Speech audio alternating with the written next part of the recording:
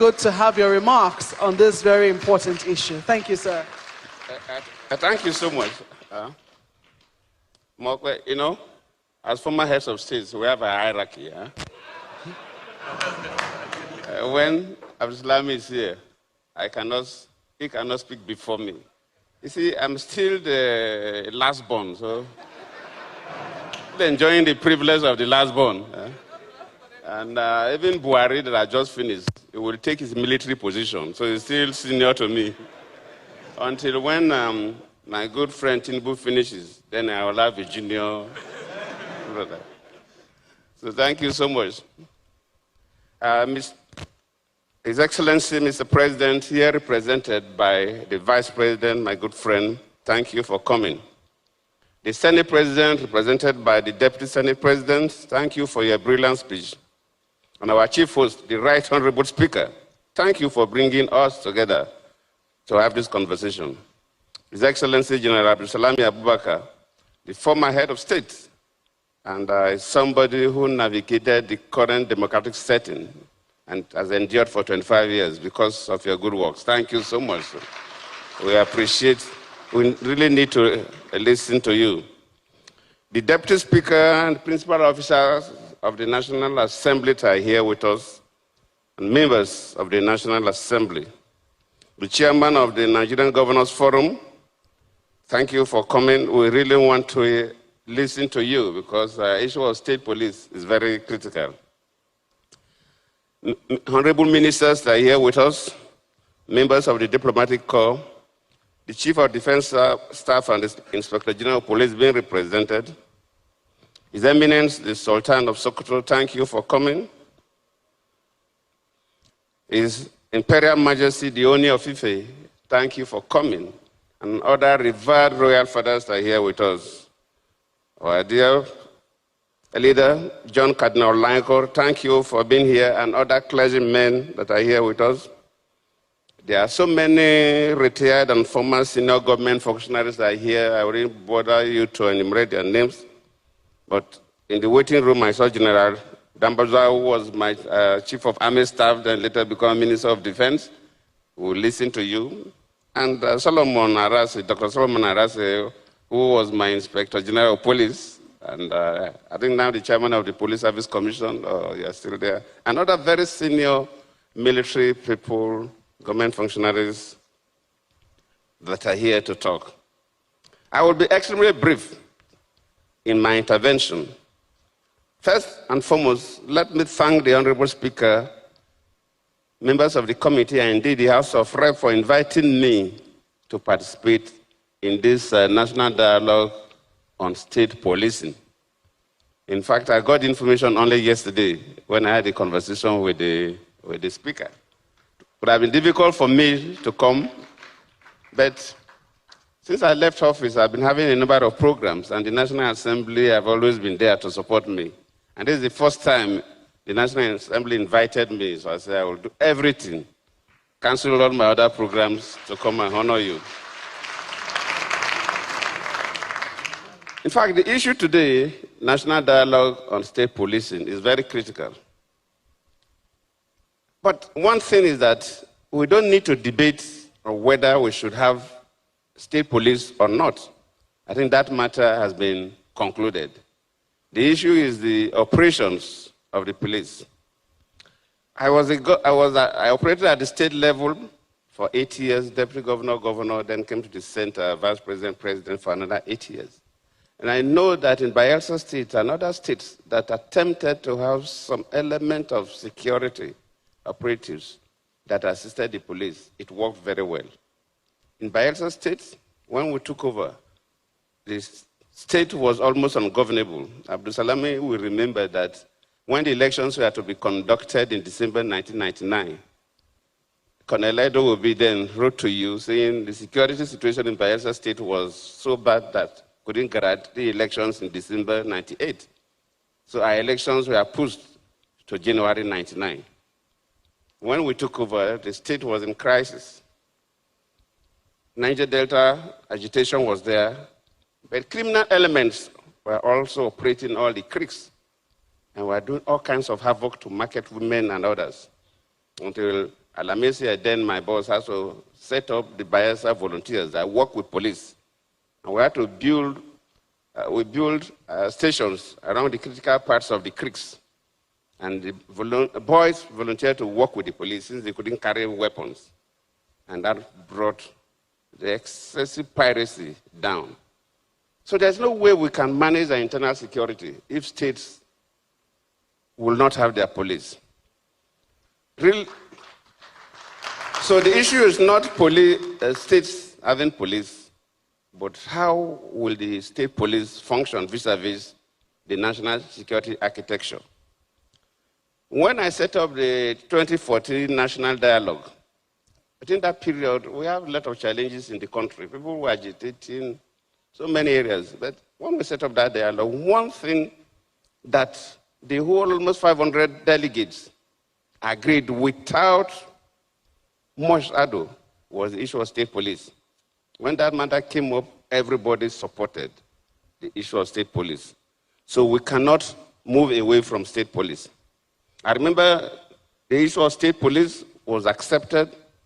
The issue of national border force was also accepted. And the issue of Coast Guard was also accepted. And the National Assembly, while you are debating or conducting a public hearing on the state police, these issues of national border force must be considered. Because we said that yes, the immigration and the customs carry weapons, and they are the border controls, but they cannot play the role of national border guards, because those are control routes. The customs and immigration stay in the control routes. Criminal elements don't pass those control routes. They pass through the borders at different points. It is only when we have a national border force that will be able to contain these elements. And most of the customs and the immigration, though they carry weapons, but they were not sufficiently trained to confront these criminal gangs. I was in the customs for 2 years before I entered the university, and I know the training given to us was not enough for you to confront these criminal gangs. So these issues must be integrated with the issue of state police. Could the state police also, for the riverine areas like the Niger Delta, also play that role of coast guards? Could the one in the north, the boundary areas, also play the role of the national border force? This will surely help the country. We are not going to debate, and we should not waste our time debating whether we should have state police or not. Listening to the speaker, he gave the history. Even in this country, we operated it before. Why is that the military scrapped it? Because of the abuse. And that is the area we should concentrate on. How do we manage the state police and it will not be abused by state political actors? If state political actors are abusing the state police and using the state police to harass and make life miserable for people who don't belong to their political parties, could the commander-in-chief sit down and watch, or will he order the military to go and overrun the state police? Of course, that will bring crisis in the country. So the key areas that we have to debate is how do we run the state police vis-a-vis the national security architecture of the country. And these things need to be done carefully. Luckily, there are so many countries that have this. We also experimented it before during the First Republic. And the relevant committee members would travel to this country or understudy them or get it from the Google or read from the literature. Because it is very critical. That is the area we are worried.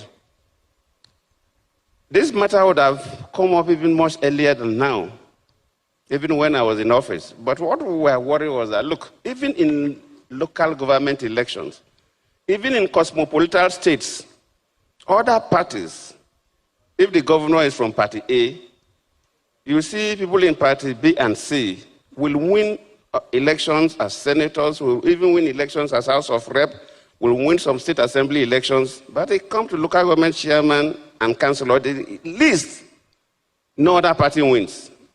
It's only the party that produced the governor that will clear all the councillors. It's not possible. So if we're talking about state police, we must also rejig INEC. And the police must not be used against or to the advantage of any political party that by divine providence happens to be the governor of the state. So the issue of the voting, the polling booths of INEC and the use of the police during elections has to be reviewed by the National Assembly. In fact, even the polling units we use for our voting, this is the only country I've visited that have isolated polling units. Most other countries have gone to observe elections. They have polling centers. They take primary school or secondary school. And within that polling center, you may have 5 to 10 polling units within the polling center. I just came back from Senegal, then from Pakistan. You see the police are always at the gate. They don't even go into the compound. They don't go near where voting was taking place. The citizens were also disciplined enough not to behave in a way that will attract the police. We must find a way to make the use of police for electoral purposes very, very limited. Not what we hear today, that security operatives assist in ballot stuffing or snatching or things that way. So the National Assembly need to look into all this. I think these are the areas that we have to concentrate. The issue of the need for states to have their own police is not negotiable. There's no way we can continue this kidnapping that is going on in this country.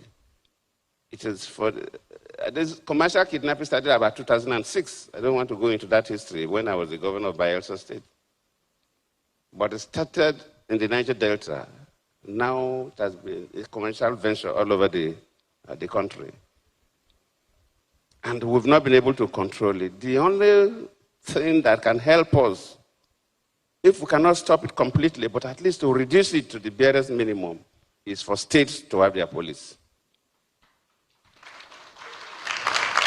And while making the law, sometimes we'll say, okay, the state police should have limited weapons. The caliber of weapons the police should have in the state should be limited. That is an area that must also be we must be careful with. I'm not expecting states to have rockets, missiles, but the conventional weapons, if you look at the caliber of weapons criminals use, the states must have superior weapons, or at least equal. If you make the states to have weapons that are inferior to the ones that the criminals are using, then you're asking their police to commit suicide in the field. You cannot give your police a weapon that will kill at maybe 50 meters range. Then the criminal has a weapon that will kill 100-meter range. Then you are not doing anything.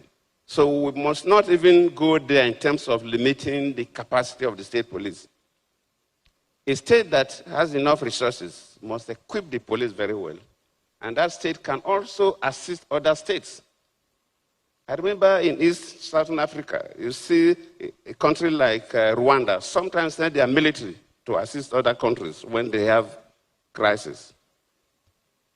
So a state that has a little more money and equip the police very well can also send assistance to another police and another state that have major challenges. It's a national challenge. And if you don't crush the challenge that state has, those criminal elements will one day come to your state. So wherever it is happening, the states should come together. Luckily, the chairman of this governors forum is here, he will speak, can work together. That is the best way we can protect this nation and Nigerians, and everybody has anything to do in Nigeria will live at peace. I thank you all.